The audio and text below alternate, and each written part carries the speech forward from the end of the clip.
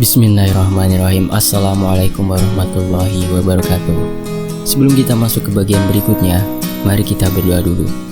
A'udzu bikalimatillahit tammati min syarri ma khalaq. Bismillahirrahmanirrahim. Wa huwas samiul alim. Allahumma sholli ala sayyidina Muhammad sallallahu alaihi wasallam. Ini dia bagian berikutnya, memutus perjanjian Jinasab, karya Tri R. Lestari. Pak Dandi, sang praktisi, bertanya, "Banyak gak apa-apa kan?" tanya Pak Dandi kepada Nita. Seketika aku langsung menoleh ke Nita. Aku terkejut, matanya berubah memutih, menenggelamkan lingkar hitam bola matanya. Gerak tubuhnya pun sangat kaku, namun posisi duduknya menunjukkan kewibawaannya. "Nita, ini Nita atau yang lain?" tanya Pak Dandi kembali. Aku melihat pergerakan bola mata Nita. Pupil mata hitamnya seperti memaksa ingin kembali. Namun aku melihat ia kesusahan. "Nita, lawan Nit, istighfar. Ayo mas, bantu saya pegangin istrinya." Aku pun memegangi tangan Nita yang bertengger lantang seperti para raja. Keras, sangat keras tubuhnya. Bahkan untuk menggeser tangannya saja aku tak bisa. Pak Dandi membacakan ayat demi ayat untuk Nita. Aku membantu istighfar. Ketika Pak Dandi ingin memegang leher Nita, dengan cepat Nita tangkap tangan Pak Dandi sambil menoleh lalu menyeringai ke arahnya. Dengan sekuat tenaga aku dan Pak Dandi melepas tangan Nita, hingga Pak Dandi berhasil meraih leher Nita dan seketika ia ambruk. Kutepuk-tepuk pipi Nita, namun aku terkejut melihat badan Nita yang bergetar. Ketika aku mendudukkan tubuhnya, terlihat Nita tersenyum padaku, namun seperti menyeringai. "Nita!" panggil Pak Dandi kembali. Nita melihat Pak Dandi namun seperti anak-anak yang merajuk. Ia memajukan bibirnya. Kemarin di saat ia seperti ini yang membuat aku gemas melihatnya. Namun seketika aku mendadak ngeri melihat sikap ia yang seperti ini. "Keluar kamu ya," ucap Pak Dandi menatap tajam Nita. Namun hanya cemberut gelengan kepala yang ditunjukkan Nita. Sepertinya hantu zaman sekarang lagi irit berbicara. Dari tadi ditanyain dia mulu. "Keluar kamu, atau kupanggil teman-teman sebangsamu buat ngeluarin kamu." Kembali Pak Dandi menekankan kepada Nita. Nita seperti orang yang tengah merajuk, tidak ingin dipaksa. Namun ketika Pak Dandi berucap, ia seperti ketakutan dan kembali lemas. Ada 3 yang ikut sama dia. Pertama Jinasab itu, kedua kuntilanak, dan siluman ular. Ngeri mas kalau perempuan ditempeli sama jin kuntilanak. Bawaannya merajuk aja.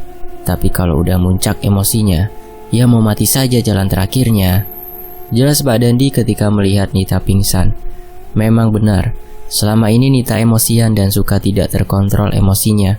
Sampai-sampai aku harus putar balik, tidak jadi ke kantor, karena mendapat pesan dari dia kalau ia ingin mengakhiri hidupnya saja. Karena saat itu aku juga sedang tersulut emosi. "Apa Nita tidak melakukan apa yang saya suruh?" selidik Pak Dandi. "Belum Pak, padahal sudah saya ingatkan untuk membaca saja apa yang Bapak suruh. Tapi sulit sekali untuk dia mengerti. Bahkan kami sampai marahan karena itu." Jelasku yang terjadi di rumah kemarin. "Astagfirullah. Ya sudah, bantu istrinya mas mengerjakan ya.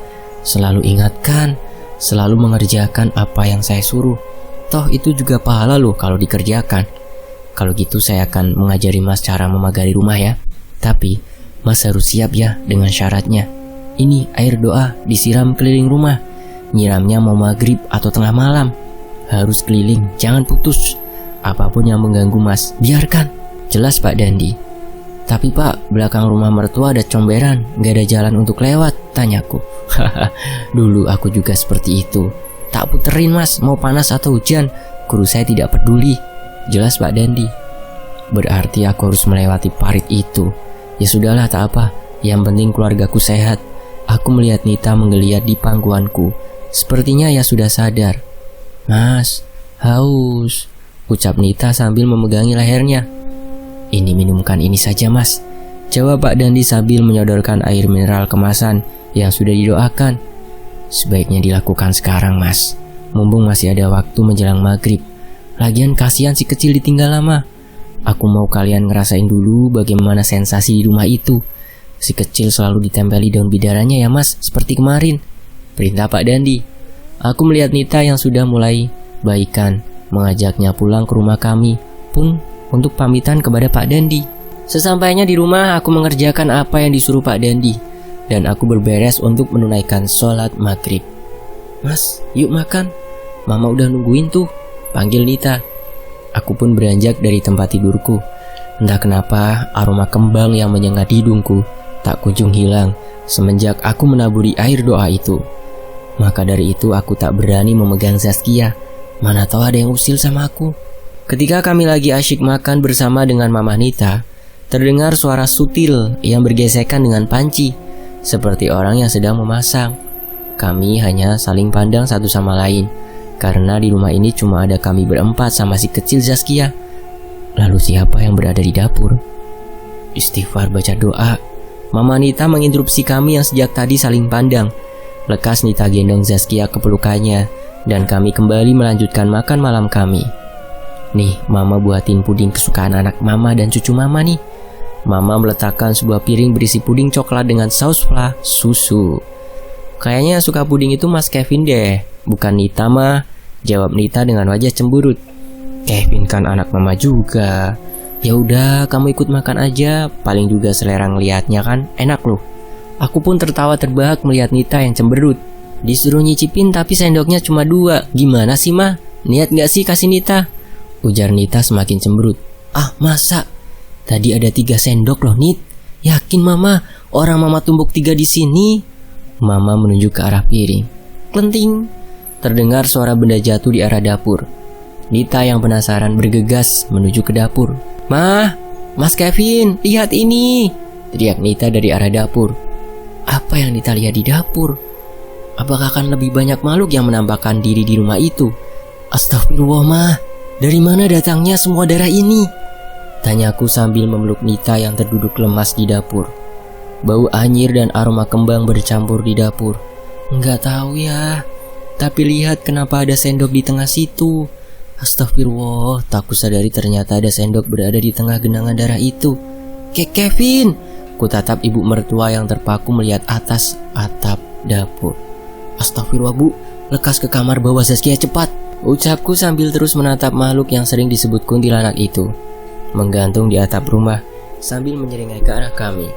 Terus kuhafalkan ayat ruqyah berulang kali aku gagal. Lamat-lamat ku dengar Nita juga melantunkan ayat suci dengan suara lantangnya. Alhamdulillah jin itu pergi. Begitupun dengan darah yang bercacaran di lantai sudah menghilang tanpa jejak. Ya Allah Mas, kenapa makin menjadi gini rumah ini? Ucap Nita seraya menangis sesenggukan di pelukanku. Udah istighfar, ini ujian untuk kita. Kalau kita lemah, jin pun merasa dirinya lebih hebat dari kita, dan itu gak boleh terjadi.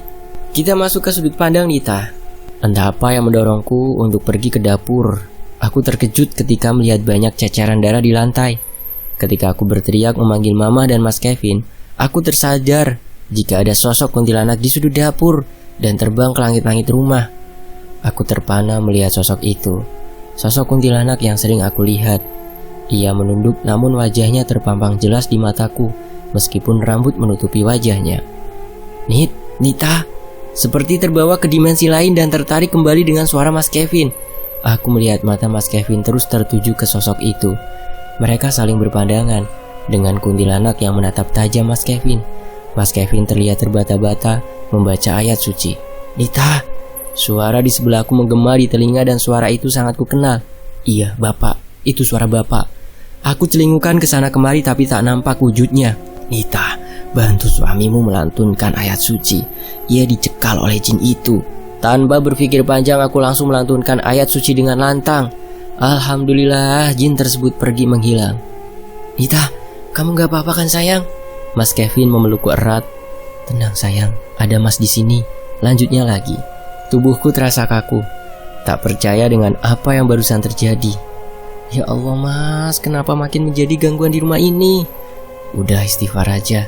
Ini ujian untuk kita. Kalau kita lemah, jin pun merasa dirinya lebih hebat dari kita, dan itu gak boleh terjadi. Mas Kevin membawaku ke kamar menenangkanku, sedangkan Zaskia, ia tidur bersama Mama. Akhir-akhir ini Zaskia tidak ingin menyusu denganku, selalu saja ia menolak. jika aku memberinya ASI. Sehingga kami memberikan dia susu formula. Ya udah, kamu tidur ya. Mas lupa kalau Mas masih ada kerjaan. Mas Kevin memeluk dan mencium keningku. Lalu ia keluar kamar. Sejak kejadian tadi kepalaku terasa amat berat sampai aku tak sadar. Ternyata aku sudah terbuai dalam mimpi. Sementara itu di sisi lain, pasar pajak, tempat pertama mataku tertuju. Ini pajak yang sering ku datangi untuk membeli bahan pangan. Dari pasar itu bahasa sebutannya pajak ya, kalau di daerah situ. Ketika aku lagi memilih cabai, seseorang berteriak entah apa katanya. Namun seketika aku berada di suatu tempat, sama seperti pasar yang ku datangi. Namun tak ada sedikit pun cahaya matahari yang menyinari pasar itu. Namun apa yang ada di situ terlihat jelas, seperti sedang di dasar lautan. Wajah mereka juga aneh, tampak pucat dan mengarah pada satu titik. Sebuah energi menarikku untuk masuk ke arah titik pandangan mata mereka. Istana. Istana besar dengan seorang raja yang teramat tampan dan gagah duduk di singgasananya. Istana kita dalam keadaan bahaya. Ada yang mencoba untuk mengusik kekuatan kita. Titah seorang raja yang tampak kecemasan di raut wajahnya. Lamat-lamat terdengar suara derum yang teramat menyakitkan telinga. Seketika istana megah itu berubah menjadi tumpukan tulang belulang manusia. Begitupun dengan kursi tahta kerajaan sang raja penuh dengan tumpukan manusia tanpa busana. Hingga tubuhku melayang entah kemana. Rumah siapa ini? Di mana ini? Aku menyusuri setiap ruangan rumah yang sudah hancur ini. Atapnya ada yang sudah terbuka, bahkan dindingnya sudah tak utuh lagi. Hingga di satu ruangan kosong yang terbuka, sebuah tangan kekar menarikku hingga aku terkunci bersamanya di dalam. Aku berusaha sekuat tenaga untuk melepaskan pelukannya, hingga tangan itu menggerayangi tubuhku. Dan entah bagaimana, aku sudah berada di bawah kendalinya. Dia menyetubuhiku, namun aku tidak dapat bergerak sedikit pun. Jangankan bergerak, untuk melihat siapa yang menyetubuhiku pun aku tak bisa. Hingga aku tersadar dari mimpi yang teramat nyata. Kulihat Mas Kevin sudah tidur pulas di sampingku. Jam berapa ini? Ternyata sudah pukul 3 pagi. Segera aku berwudu dan sholat tahajud untuk menenangkan pikiran. Tepukan halus di pundak menyadarkanku yang tertidur masih dalam balutan kain mukena. Nita, kok adik tidur di bawah gini sih? Nita ketidurannya. Hehe, iya mas, tadi nggak bisa tidur, jadi sholat saja. Pas pikiran, ketiduran. Memang setelah selesai sholat dan berzikir, kepalaku terasa berat karena aku mencoba merukyah diriku sendiri. Namun kepala dan badan ini terasa tertimpa beban bertonton rasanya, hingga mungkin aku tak sadarkan diri. Kamu ini? Ucap Mas Kevin sambil mengelus rambutku. Ya udah sana, ambil wudhu lagi, sholat subuh. Mas juga belum sholat nih. Kok bisa ya mas kesiangan? Alarm di handphone juga enggak terdengar mas. Dia menggaruk kepalanya yang tak gatal. Ketika aku melihat jam ternyata benar, kami kesiangan. Bergegas kami sholat subuh dan keluar kamar. Aku melihat Zaskia sudah makan camilan di depan TV, sedangkan mama lagi memasak dapur. Nita, Kevin, kalian kok susah sekali dibangunkan? Enggak biasa-biasanya? Tanya mama sambil melanjutkan masakannya. Iya mah, tadi jam 3 Nita kebangun, terus tahajudan ketiduran. Mas Kevin pun kesiangan mah, alarmnya enggak bunyi, katanya. Jelasku pada mama sambil membantunya masak. Wah, tangisan Zaskia menggema di ruang tamu. Bergegas aku mendatangi dia yang sudah tergeletak di depan pintu kamar kami. Mas Kevin lebih dahulu menggendong Zaskia karena ia berada di dalam kamar. Ya Allah mas, kenapa bisa jatuh dia? Aku mengambil Zaskia dari tangan Mas Kevin sambil menenangkannya. Tadi dia merangkak biasa aja. Pas dia duduk udah lama pun duduknya, tiba-tiba dia jatuh ke belakang. Mas ke kamar mau ngambilin mainannya, jelas Mas Kevin sambil memperlihatkan mainan yang ada di tangannya. Aku mengusap kepala Zaskia dan melihat kepala belakangnya. Kepalanya memar merah mas. Ambil nasi panas, taruh ke dalam plastik, lapisi pakai kain biar adek kompres kepalanya. Mas Kevin bergegas mengambil apa yang aku suruh. Setelah aku kompres kepala Zaskia, alhamdulillah tangisnya mulai reda dan dia pun mau minum ASI kembali. Dek, sebenarnya tadi Zaskia jatuhnya kayak tersenggol. Dia diam aja dari tadi sambil merhatiin mas, tiba-tiba jatuh. Kembali Mas Kevin memberi kejelasan. sambil mengelus kepala Zaskia yang sudah mulai terlelap. Mungkin ia kecapean atau merasa pusing makanya ketiduran. Ya udah, jangan berpikir macem-macem mas. Gi sarapan, adek nggak sempat dinginkan nasi. Jadi tolong dinginkan nasi kita ya. Siap ratuku, jawabnya sambil mengecup keningku. Mas Kevin pun berlalu ke dapur. Hembusan angin kencang melintas di samping tubuhku dan menampakkan siluet hitam tinggi besar dan menghilang sekedipan mata. Hari berganti bulan, namun sejak kejadian jatuh itu Zaskia mulai rewel. Tak biasanya ia selalu ingin ku gendong. Ini hampir tiap hari ia meminta untuk digendong. Nafsu makannya pun berkurang hingga badannya nampak lebih kurus dari yang kemarin. Dan dia lebih sering melamun dan tidak banyak ocehan di pagi hari seperti biasanya. Mas, kayaknya kita harus bawa dia ke rumah sakit deh. Mana tahu kan karena jatuh kemarin dia jadi begini. Dan kami pun memutuskan untuk ke rumah sakit menjalani proses ronsen kepala. Alhamdulillah hasilnya baik-baik saja. Dan dokter pun mengatakan bahwa Zaskia sehat, tidak ada cedera apapun di badannya. Dokter hanya menyarankan mengkreasikan menu makanannya, dan kalau mau dikasih penambahan nafsu makan pun boleh. Ya, walaupun sebenarnya obat penambah nafsu makan anak itu tidak ada. Sesampainya kami di rumah, hatiku masih saja tidak tenang dengan keadaan Zaskia. Mas Kevin, gerangnya sambil fokus main game online-nya itu. Ih, udahlah, istri lagi khawatir gini malah enak-enakan main game. Memang kebiasaannya jika hari Minggu dihabiskan dengan game kesayangannya itu. Dan lagi-lagi hening, tak ada jawaban. Fokusnya masih juga sama game online-nya itu. Dan drama pun dimulai. Batu belah, batu betangkup. Makanlah mama, telanlah mama. Mau cari suami baru. Mas Kevin pun gelagapan dengan perkataanku. Bukannya meminta maaf, ia malah ketawa bisa-bisan. Iya ya maaf, janganlah cari suami baru. Jawabnya dengan gaya bicara khas seperti film kartun negeri sebelah Upin dan Ucok itu. Lagi collab dia sama pemeran Batak dari Medan ini. Ya udah, jadi gimana nih mas? Apa mau kita bawa aja Zaskia nanti sore ke rumah Pak Dandi? Tanyaku lagi. Boleh. Jawab Mas Kevin namun tetap pada HP-nya. Lelaki zaman sekarang mending ngelus handphone daripada ngelus istri. Minta tuh jatah sama handphone, ucapku sambil berlaru dari Mas Kevin. Waduh, bisa gawat nih Kevin kecil terancam kedinginan dia. Kejar daripada kena pengurangan jatah. Cerocos Mas Kevin, namun masih bisa terdengar di telingaku yang membuat aku geli sendiri. My baby, honey, jangan ngambek dong. Oke, nanti malam kita ke rumah Pak Dandi ya, rayunya sambil mengelus pundakku. Aku mengibas-ngibaskan tanganku ke tangan Mas Kevin yang ada di pundakku. Ih, ada maunya aja baru baik-baikin adek. Khusus sana. Kami pun tertawa bersama. Sore pun menjelang, kami bersiap untuk sholat maghrib, makan dan bergegas pergi ke rumah Pak Dandi.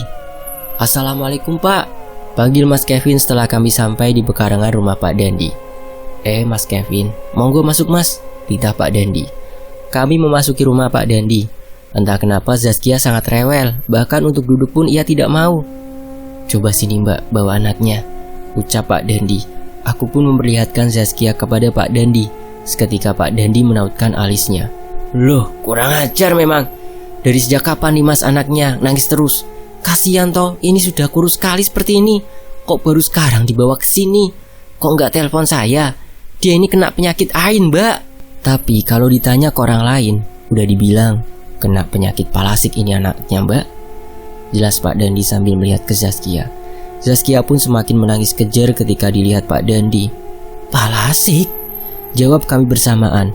Astagfirullah, apalagi ini ya Allah. Palasik ini penyakit yang kejam. Makanya saya benci sekali sama penyakit satu ini. Dan dulu saya juga pernah menjadi korbannya. Hening kami mendengar penjelasan dari Pak Dandi. Bahkan orang seperti dia pun juga pernah menghadapi hal yang sama. Terlihat Pak Dandi menghembuskan nafas kasar dengan raut wajah sedih tersirat jelas di wajahnya. Anak saya meninggal karena penyakit ini mbak. Sudah saya bawa kemana-mana saat itu. Walaupun saya bisa, tapi ibaratkan seorang tukang cukur, tak bisa mencukur rambut dia sendiri. Makanya saya marah ketika anak yang seperti ini telat penanganannya. Kasihan anaknya. Jelas Pak Dandi kembali.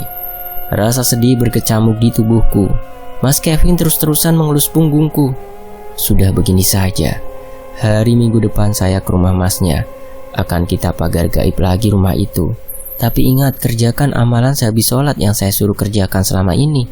Kalaupun sudah dipagar, namun jika kita tidak memperkuatnya dengan keimanan kita, atau bahkan melupakannya, lambat laun pagar itu akan terbuka sendiri.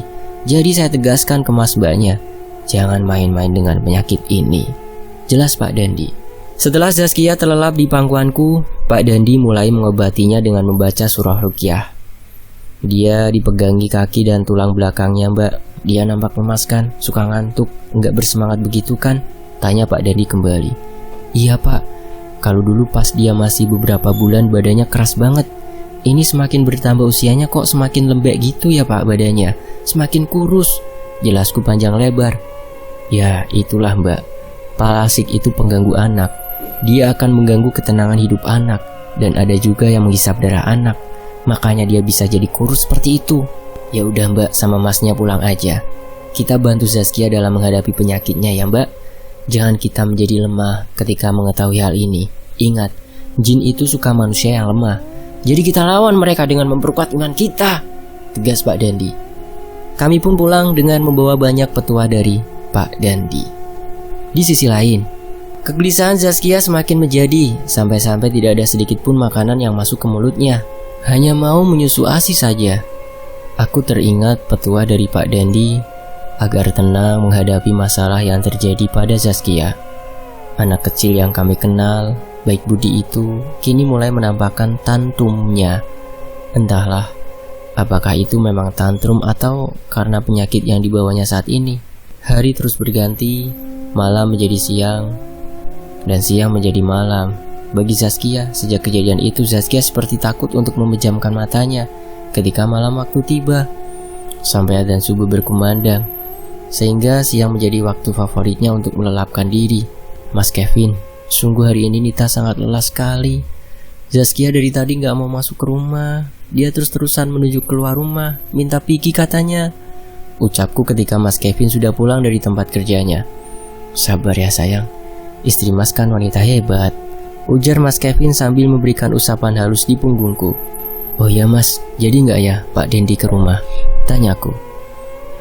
Nanti Mas telepon lagi ya sayang, jawab Mas Kevin sambil mengelus rambutku dan pamit berlalu untuk membersihkan diri.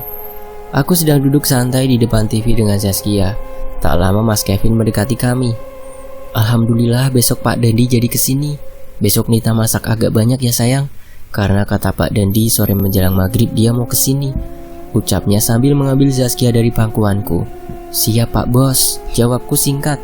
Kami bermain bersama Zaskia sementara Mama sudah berada di kamar. Tak enak badan katanya. Memang kuakui sejak Zaskia rewel, pekerjaan rumah semua dihandle Mama. Setelah puas bermain, Zaskia meminta menyusu dan ku coba untuk menidurkannya. Alhamdulillah dia segera tidur, dibarengi dengan sholawat dari ayahnya. Kuletakkan Zaskia di kamar, dan aku pun ikut merebahkan diri, takut jika Zaskia terbangun lagi tengah malam. Sementara itu di sisi lain, Kamu harus ikut aku atau anak kamu yang menjadi penggantinya. Kamu harus menjadi tumbalku.